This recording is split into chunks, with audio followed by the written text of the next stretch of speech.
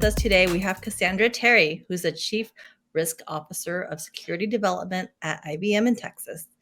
In addition to her work in security, she is passionate about coaching and mentoring and offers coaching services, vision board parties, and personal development training. We're excited to hear about how the voice within wins. Welcome, Cassandra. Thank you. So I have an alarming statistic. 85%. There is research that shows that 85% of the population either has or is suffering from low self-esteem. Let that sink in for a moment. Just think about that. On average, 85 out of every 100 of us that is enjoying this conference either does not believe that you deserve or that you can have the life that you desire. What messaging is playing in your head? That is one of the most important questions that you will ever answer, because it is the voice within that wins. After today's session, you're going to stop that negative messaging that's running on autopilot, and you are going to begin the journey with me from the 85%, and we're going to expand that 15%, one deserving woman at a time. Hi, I'm Cassandra Terry, and as Andrew mentioned, I'm an employee at IBM. March 6th, last Monday, was actually my 23rd anniversary as an IBMer, something that I'm very proud of, and I've accomplished a lot while I was there. But it's specifically the work that I do as a coach and mentor that's bringing us together today. Much of those 23 years, I suffered from imposter syndrome and other self-limiting beliefs. I just was not able to believe or to wrap my head around the goodness, the success that was happening in my life. I've done a lot of work to reframe that and to step into my own power and to see my own value. And what we're going to do today is I'll share those lessons with you so that you can begin your journey into that 15%. No one wants to have negative messaging playing in their head, but it's there. What messages are you hearing on autopilot? Our internal messages have a profound effect on how we show up in the world. I want to do a little exercise with you, so bear with me. I'm going to ask you in just a moment if you'll close your eyes. I'm going to have you close your eyes and just try and just ignore everything but the sound of my voice. And what I'd like for you to do while you're in that state is to really hone in on what you're feeling and where you're feeling it and what thoughts crop up as I say these words. You ready? Let's take a deep breath in through the nose and out through the mouth.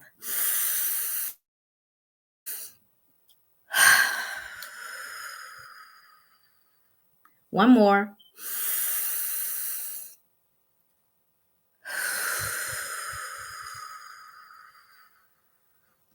Close your eyes and just listen to the sound of my voice. You are worthy. You're important. You are capable. You are innovative and able to solve complex problems. You are special just the way you are. You are enough. Your company is fortunate to have you. What's happening? What are you feeling? Are you smiling in agreement with me? Because you're like, you better believe I am. Or are you starting to feel some discomfort? Did some of that not resonate with you? It's okay if you are, because what you've discovered with that discomfort is just where you are. Have you ever gone to the mall and you're trying to find the new store? What do? You go to the directory and you locate the store on the map, right? Good information, but that's only half the story. The other thing that you look for is that star on the directory that says you are here. Once you know where you are in conjunction with where you'd like to be, now you're ready. You're ready to plot a good, efficient course to your destination, right? You need to know where you are and where you're feeling that discomfort. You may be harboring a self-limiting belief. Self-limiting beliefs can either be conscious or they can be subconscious. They're those little truths that we hold about ourselves that quietly dictate what we do and what we don't do, what we're willing to try and what we wouldn't even consider trying. They're powerful. But you know what else they are? They're based in fear. Fear of failure. I don't believe that I can really do it. Fear of success. What if I actually pull it off? Will I really be able to handle the responsibility that comes along with it? Fear of not being enough. No one who looks like me, no one who sounds like me, no one who comes from where I come from have ever accomplished anything like this. So who do I think I am? What makes me believe for a second that I could pull it off? I'm not even going there. Or fear of being laughed at. If they had any idea that I want to be CEO, if they had any idea that I dream of running my own corporation, they would laugh me right out of the room. After today, I believe that you'll say, let them laugh. I'm going to be laughing right along with them because as I obliterate my goals one by one, I am going to be so giddy that I will be laughing just as hard as they are. Self-limiting beliefs. Which of these self-limiting beliefs is a growth opportunity for you? Does any of these resonate? Put some thought into that. But regardless of whichever one you choose, if it's left unchecked in our minds, it will become not only a belief, but it can expand into a self-limiting behavior. And self-limiting behaviors show up in many ways. These are just a few. I alluded to imposter syndrome a little bit during my intro. When you're suffering with imposter syndrome, you are convinced that everyone thinks that you know more than what you actually know. You believe that you have to be so careful because the slightest mistake, the slightest blunder, and you'll be found out as the imposter that you really are. You've got them all fooled. But the truth of the matter is, the only person that you have fooled is you. You fooled yourself. Everyone else is operating off the evidence. They're operating off of your results. They can actually see you and your value. But because of the messaging that's playing unchecked in your head, regardless of how much success you experience, you're not able to tap into it. Self-limiting belief, imposter syndrome, it's a big one. There's also covering. Covering is an interesting one because unlike imposter syndrome, it's based in some fact. There's something about you that you're concerned about. If they knew this thing about you, it may have a negative effect in your environment, in your workplace, in your community, whatever the case may be. I'll give you an example. I had a well-meaning executive a few years back tell me that I may want to tone down the grandma thought. Well, anybody who really knows me know that my grandchildren are my the absolute apple of my eye. They are my most favorite thing, hands down. So I talk about them a lot. I've got pictures and videos galore of those kids. And so when me and my coworkers are talking, or I could be in any environment, it's not uncommon that I would mention my grandchildren.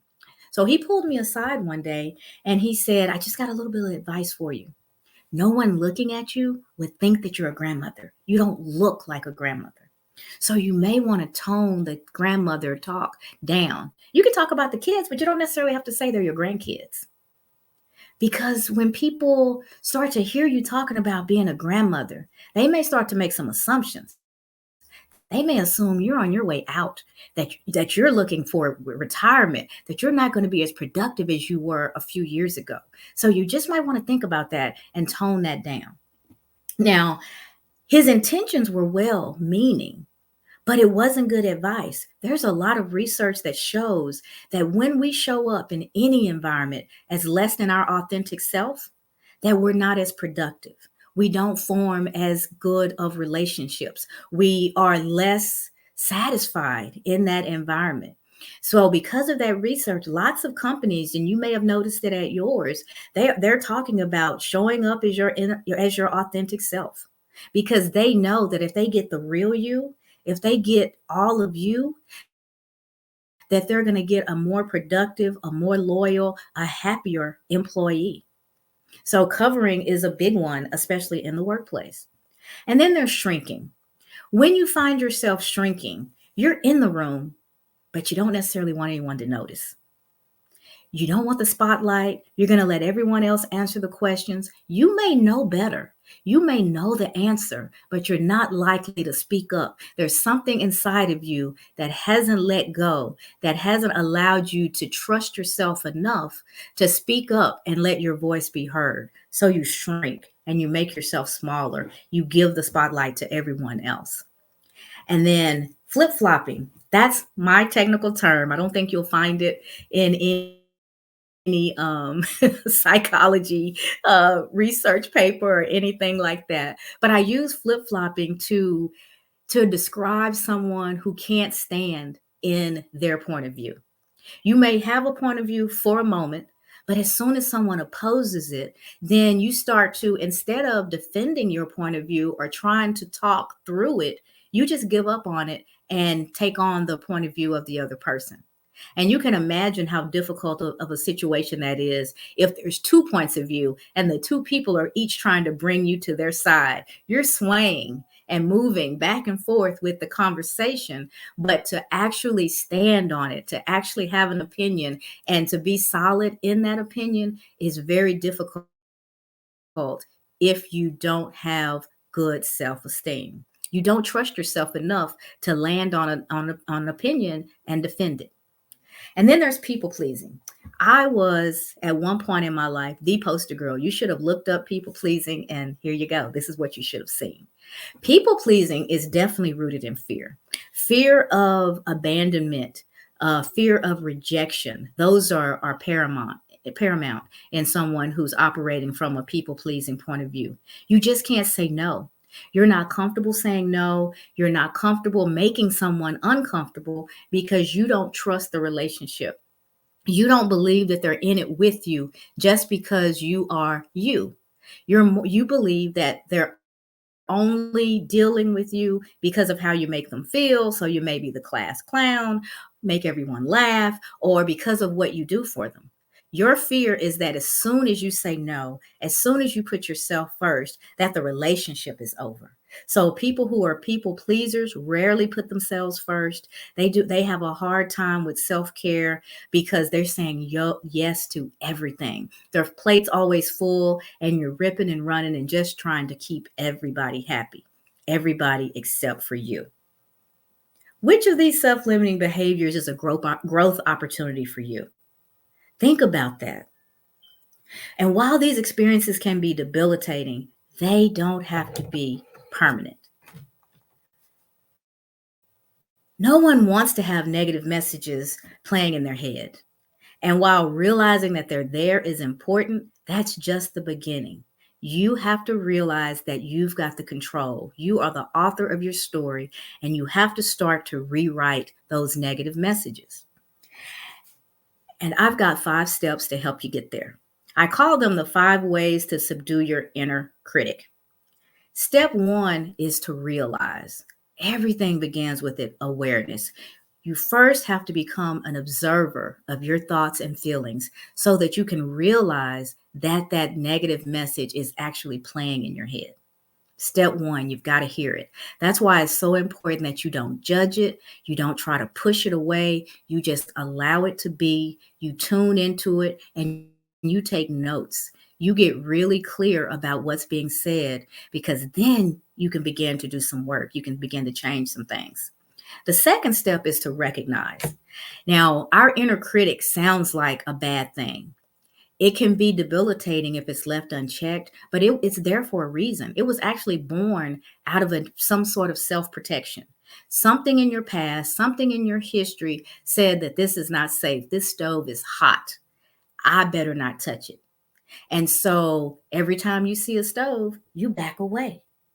But we know that that's only for our toddlers in the very beginning. As we get older, we teach them how to properly use the stove so that the heat doesn't burn you, but it gives you what you need. So those self-limiting beliefs will actually become a burden. They were born to protect you, but they become a burden and stop you from blossoming if you don't work with them. If you don't realize that they're there, recognize that they're there for a purpose, try to understand where they came from, because your real work starts with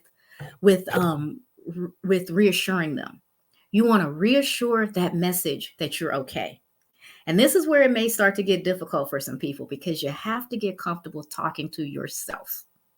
You have to hear that message, and then you have to talk back to it, and you have to tell it everything is okay. I'm not fighting with the message. I'm not denying the message. I am reassuring the message that there's nothing that you need to really protect me from. Everything is okay.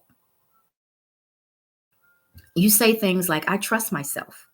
I am capable of getting through this.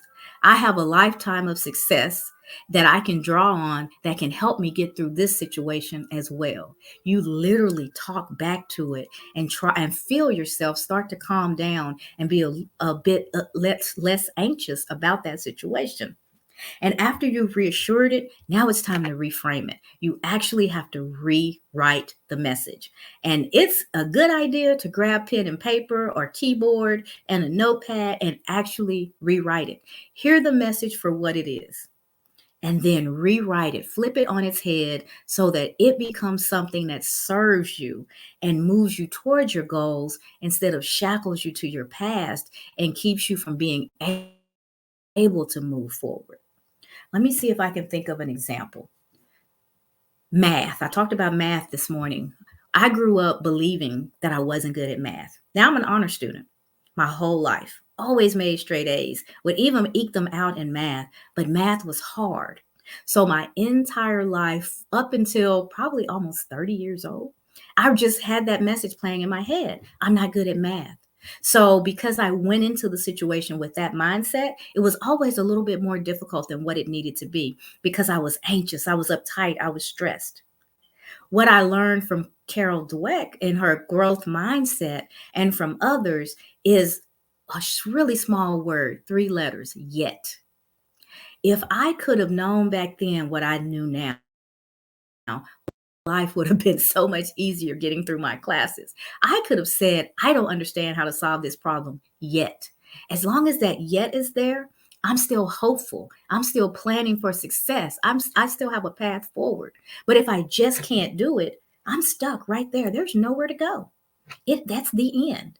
And so learning yet and tagging that on to the end of some of these messages will really help you continue to think and call on your innovation and get solution focused and plan your way out of a difficult situation. And then the last step is repeat. We repeat in a couple of ways. One of the ways is repeating the message, the new message that you've reframed over and over again until you believe it. Every time that negative message comes up, you repeat it. You repeat the new message until eventually it takes the place of the old, and that positive message is what comes to mind first. And then the other way you repeat is the 5 steps. As new messages appear and you observe another negative message, you want to run through these 5 steps every time. And so that you can continue to do the work and clear the path, because the thing that stands between us and the life we desire more than anything is us. It's internal. It's not external. There's a lot of external stuff out there, but we can handle it if we believe that we can handle it, right? All right. So knowing that those messages are there, doing doing the work to reframe them, working your way through the 5 steps, and you are well on your way. Which of these 5 steps do you think would have the biggest impact on your life? We've walked through them. You know the 5 steps. And now we want to look at how do we maintain this new mindset? Think of affirmations, positive affirmations, as your maintenance. I've put a few here, 4 that I like, that I repeat on occasion over myself. But what would work for you? It's very personal. One of the things that I have on my mirror in my bathroom at about eye level is a little note card with some affirmations on it. It's called habit stacking. I brush my teeth every morning, like clockwork. I'm going to do it when I get out of bed. So that's a habit that I already have ever since I've had teeth. So to get a new habit, you want to stack it on an existing habit. So I put those affirmations right there quite some time ago so that I remember to say them. I began my day and I end my day with positive self-talk. I do affirmations. I think about what I'm grateful for, and I set intentions for my day so that I am not just going through my day on autopilot, but I've already told my brain, I have told myself how this day is going to shape up. And because I start my day in a positive mindset, if things do start to go awry, I'm in a better position, a better headspace to think about a solution instead of getting bogged down with the emotions of what's going on. All right, we talked about a lot. And before we end our time together, let's do a quick review. There are 3 things out of everything I said. If you grab these 3, then I think our time together would have been successful. Starting with how you think affects how you feel, and how you think and feel affects what you do. That's why it all begins with the mind. And then I hope that you learned today that you have way more control than you may have realized before. You are the author of your story. Write your story so that it is uplifting and moving you forward towards your goals and not holding you back. And use those 5 steps to do that rewrite. Realize, recognize, reassure, reframe, and repeat. Before we talk about what's next, I want to take a minute to thank the Girl Geek community. This is an awesome opportunity, and I so appreciate being chosen to be able to share with you guys. But more than that, I appreciate your mission. You guys are out there building the leaders, the next women leaders in STEM, and you're preparing them for that journey. And I'm so grateful to be connected with you and being able to participate in that in any way that I can. So I have another 85% statistic for you. 85% of people who attend conferences, workshops, classes, what have you, do absolutely nothing with the information that they received. Please don't let that be you. And I've got a course that can help you along the way. It's a free online course. Go ahead and take out your phones and scan the code. I'll put it up again at the end, but it's called Transforming Your Inner Critic into Your Inner Advocate.